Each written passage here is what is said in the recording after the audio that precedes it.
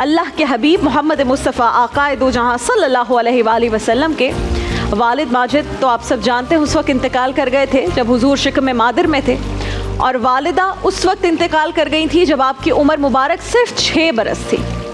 ابوا کی ریت کے ٹیلے ہیں، مدینہ منورہ سے واپسی ہے، حضرت آمنہ، حضرت ام ایمن اور حضور 3 افراد پر مشتمل قافلہ ہے، 2 اونٹ ہیں۔ راستے میں بی بی آمنہ کو بخار ہو گیا، جان گئی کہ بخار جان لیوا ثابت ہوگا۔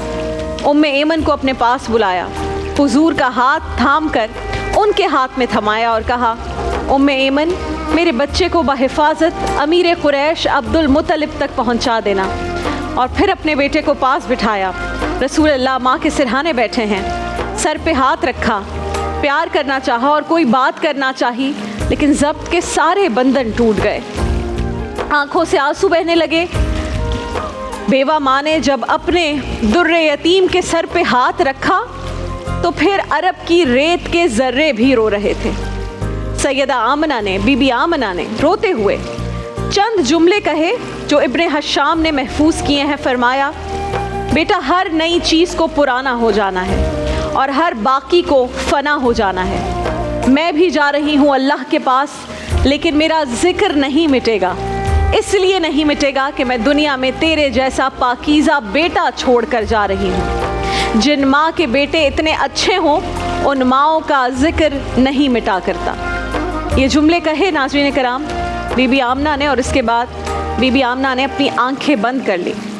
رسول اللہ صلی اللہ علیہ وآلہ وسلم اپنی ماں کے جسد خاکی سے لپٹ کر خوب روئے، ریت کے ٹیلے میں ماں کی تدفین کی، اوپر مٹی ڈالی، قبر پر آنسوؤں کا چھڑکاؤ کیا اور روتے ہوئے حضرت ایمن کے ساتھ مدینہ لوٹ آئے۔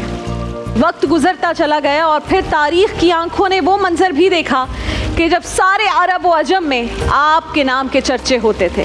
قرآن اتر چکا ہے، آپ کے شان ادب کی آیتیں نازل ہو چکی ہیں، آقا کریم گھر سے نکلے تو صحابہ کرام ادب سے کھڑے ہو جاتے ہیں۔ حضور کی نگاہیں پیچھے پلٹ کے 6 سال کی عمر میں ابوا کی ریت کے ٹیلوں میں گردش کرنے لگی۔ پھر آقا نے روتے ہوئے فرمایا، کاش آج میری ماں زندہ ہوتی اور یہ منظر دیکھتی، کاش آج میری ماں زندہ ہوتی اور میں لوگوں کو نماز عشاء پڑھا رہا ہوتا اور اس میں سورہ فاتحہ کی تلاوت کر رہا ہوتا۔ پھر میری ماں کو مجھ سے کوئی کام یاد آ جاتا، میری ماں دروازے کے پردے کو ہٹا کر کہتی، میرے بیٹے محمد میری بات سنو۔